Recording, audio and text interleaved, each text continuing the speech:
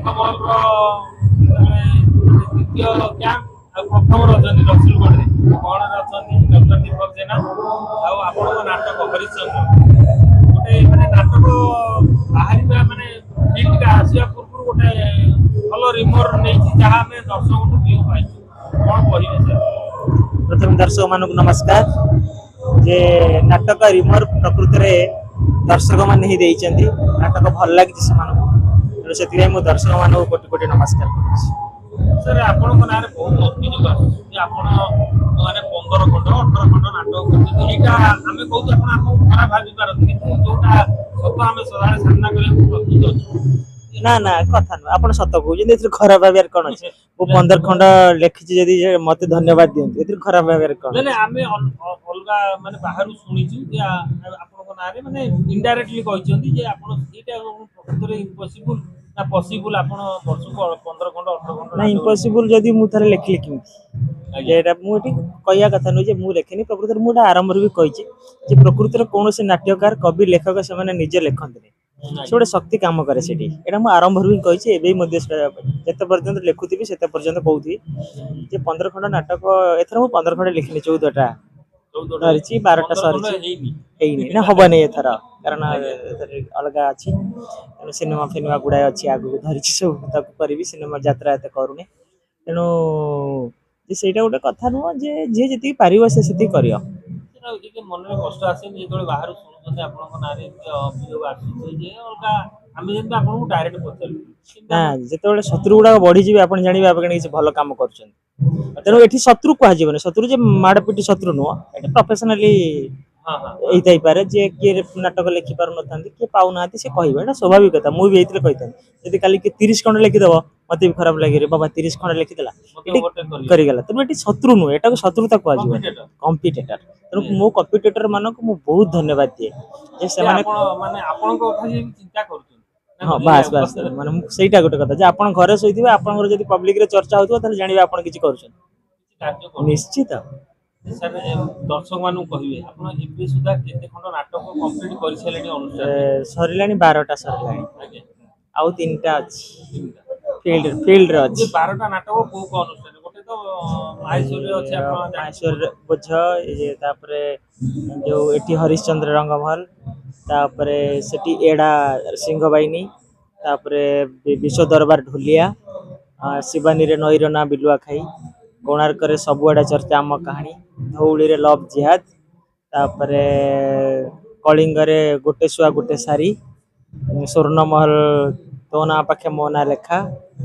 सूर्य मंदिर रागी चकी कथा होना एतिकी सरी जे मोबाइल सर एते माइंड रे सेटअप करछन आपन को सेमि कंप्यूटर गोटे दरकार माने कोन कहले डायरेक्टर क्षेत्र रे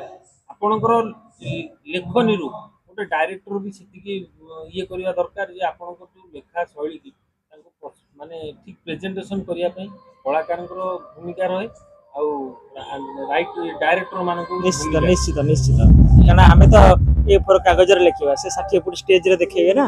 तो नाट्यकार को मत लागे बेसी दायित्व नाटक को नै पहुंचेबार डायरेक्टर रो आपन को सर कहिया गले को डायरेक्टर संगे रे माने आपन को सैटिस्फैक्शन लागे जे ए डायरेक्टर रे मोर जो लेखा मोर जो चिंता धारा रही ताको ठीक भाबे परिचालना करि मो संगे बहुत डायरेक्टर काम करछन्ती लिटिल मास्टर विनोद राउत आशुतोष महापात्र विजय राजगुरु कृष्णा सर जे तापरे एबे मो संगे करछन्ती महेश हाजिरा विक्रम नायक नंदू सुरेश नायक तापरे दिनेश दास सारदा राणा एबे करछन्ती समस्त बुझछन्ती आ मते प्रकृति रे भल की बुझी पारंती विनोद राउत विनोद सर मते पूरा भल की बुझछन्ती हां मो देखि कहि देबे सेटा कोन लिखियो आपन जो चिंताधारा रखुछन्ती सेटा को सेटा डायरेक्टर हां निश्चित बुझछन्ती एमे जे माने काम करछन्ती माने को कलाकार को बेसी माने आपन को चिंताधारा को लेकी से माने ये करती जे माने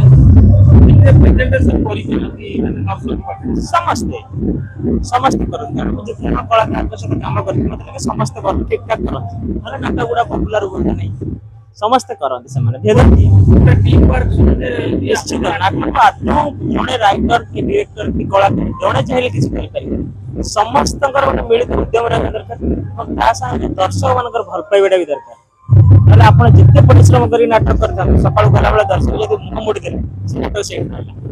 ତେଣୁ ସେଇଥିପାଇଁ କୁହାଯାଏ ଦର୍ଶକ ହଉଛନ୍ତି ଭଗବାନ ଆମର। ସେଇଥିପାଇଁ ଆପଣ ଏ ବର୍ଷ ବି ଭଲ ଭଲ ଏକ ଲକ୍ଷ ଅନୁସାରେ ସବୁ ନାଟକ ଅଲରେଡି କମ୍ପ୍ଲିଟ୍ କରିସାରିଲେଣି। ହଁ ହଁ ସରିଲାଣି ବାହାରିଲାଣି। ଆପଣଙ୍କ ପାଖରେ ଆପଣଙ୍କର ବନ୍ଧୁ ବସୁଛନ୍ତି ତାଙ୍କ ପରିଚୟଟା ଟିକେ ଦର୍ଶକଙ୍କୁ ଏ ପ୍ରଫୁଲ୍ଲ ଭାଇ ଇଏ ଗାଡି ମାଲିକ,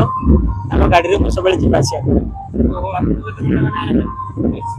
ଗୋଟେ ଟାଇମ୍ ହଁ ହଁ ମାନେ ଭୁବନେଶ୍ୱରରୁ ଶୋଇଲେ ସେ ଘର ପାଖରେ ଉଠେଇଦେବେ, ସାର୍ ଘର ହେଇଗଲା ଉଠେ। ତା ଭିତରେ ଆଉ କୋଉଠି ମତେ ଜଣା ପଡେ ଆପଣ ଡିଷ୍ଟର୍ବ କରିବାକୁ ନା ପାଇଲା। ସାର୍ ଆସନ୍ତା ବର୍ଷ ପାଇଁ କୋଉ କୋଉ ଅନୁଷ୍ଠାନ ପାଇଁ